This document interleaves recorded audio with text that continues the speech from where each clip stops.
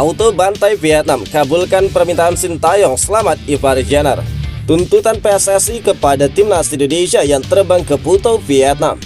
Pandit Vietnam bahagia sampai katakan kami menilai terlalu tinggi. Jadwal padat Piala AFF 2024 bermasalah, bikin timnas Indonesia dirugikan. Tetap dukung terus timnas Indonesia. Mari doakan yang terbaik untuk skuad Garuda.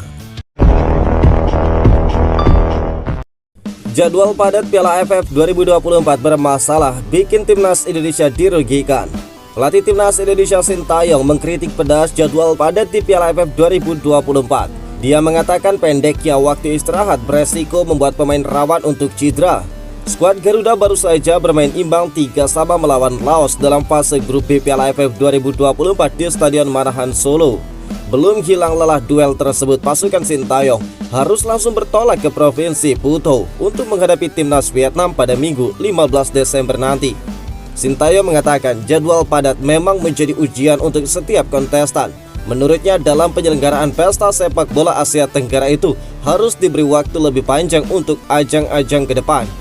Pertandingan yang kami jalani di turnamen ini, jarak antar pertandingan hanya 3 hari. 1 hari kita habiskan untuk berpergian, jadi seharusnya kita punya jeda waktu 3 hari, ungkap Sintayong. Dan ini adalah masalah AFF dengan mengatur jadwal. 1 hari kita habiskan untuk berpergian saja, tambah dari Sintayong.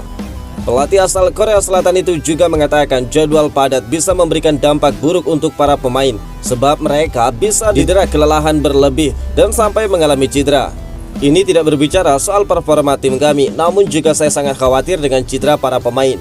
AFF harus berusaha untuk membuat jarak antara laga itu 4-5 hari. Jika tidak bakal sangat sulit, tambah dari Sintayong. Pandit Vietnam bahagia sampai katakan kami menilai terlalu tinggi. Timnas Indonesia menatap laga tandang syarat gengsi dalam pertemuan melawan Vietnam di Piala AFF 2024.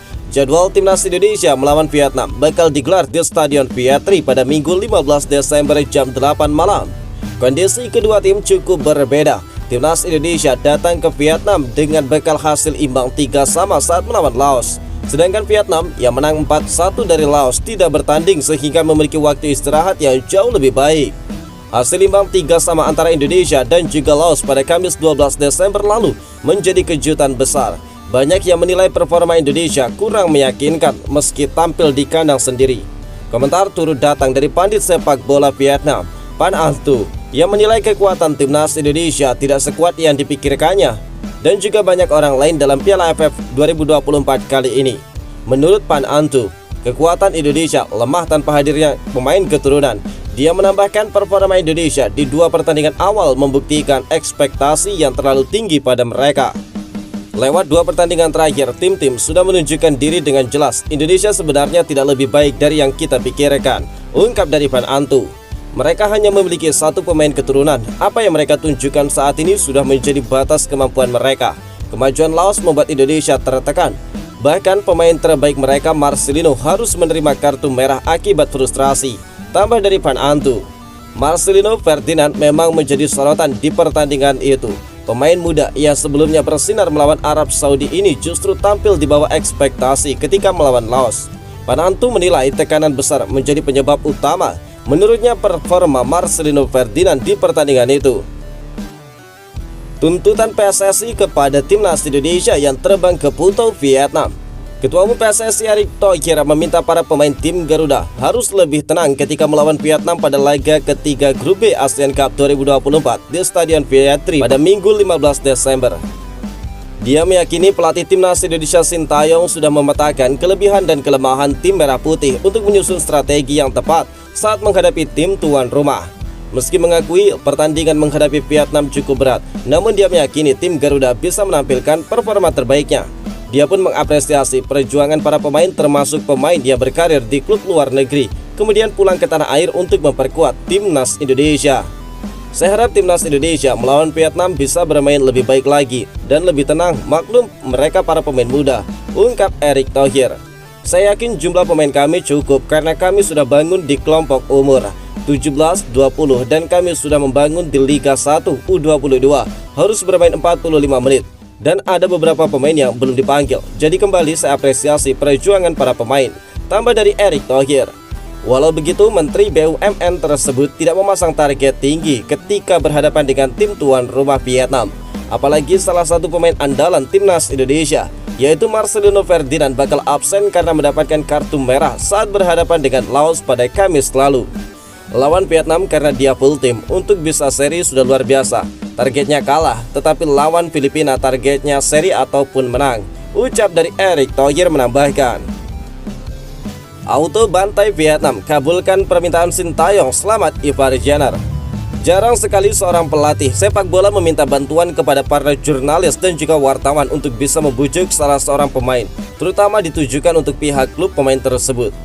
Jika disamakan dengan keadaan Sintayong yang menginginkan Ivar Jenner, berarti kehadiran gelandang Jong Utrecht tersebut sudah mendapatkan tempat tersendiri dalam skuad Garuda. Memang benar bahwa kehadiran Ivar Jenner bakal bisa memberi dampak yang signifikan untuk sektor gelandang, yang jika dilihat dari keadaan para pemain Indonesia di AFF, sektor tengah masih kurang bagus.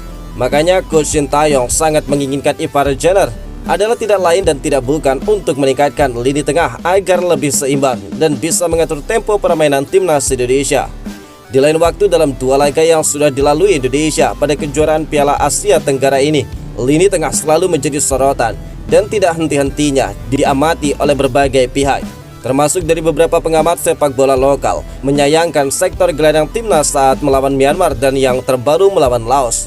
Semua pengamat lokal tanah air sepakat bahwa lini tengah timnas Indonesia butuh adanya peningkatan agar saat mengarungi kompetisi AFF para pemain bisa meningkat lagi dalam segi menyerang dan juga bertahan. Nah, berhubung Ivar Jenner sudah banyak memiliki pengalaman, makanya dia sangat pas untuk jadi jawaban untuk kebutuhan timnas Indonesia saat ini. Maka dari itu, sosok Ivar Jenner memang menjadi yang terpenting buat sektor gelandang skuad Garuda di lini tengah. Selain menjadi andalan di skuad senior, sudah sepantasnya Ivar Jenner bisa bergabung bersama timnas Indonesia di kejuaraan Piala AFF 2024, yang dimana Indonesia mayoritas diisi oleh pemain muda U22. Meski demikian, klub Jong Utrecht hingga kini belum memberikan hilal mengenai izin dan kepastian agar Ivar Jenner bisa membela tim merah putih seperti apa yang diharapkan oleh Coach Sintayong. Kami juga ingin meminta bantuan dari teman-teman wartawan dan jurnalis sepak bola agar membuat tulisan supaya Ivar Jenner bisa segera bergabung bersama timnas Indonesia. Sampai sekarang dari klubnya sendiri, Jong Utrecht masih belum melepas dan mengizinkan sang pemain ke timnas Indonesia, ungkap dari Sintayong. Challenge berbahaya, menyapu bersih Doni Tri tadi. Ini menjadi atensi dari referee. Patana harus mendapatkan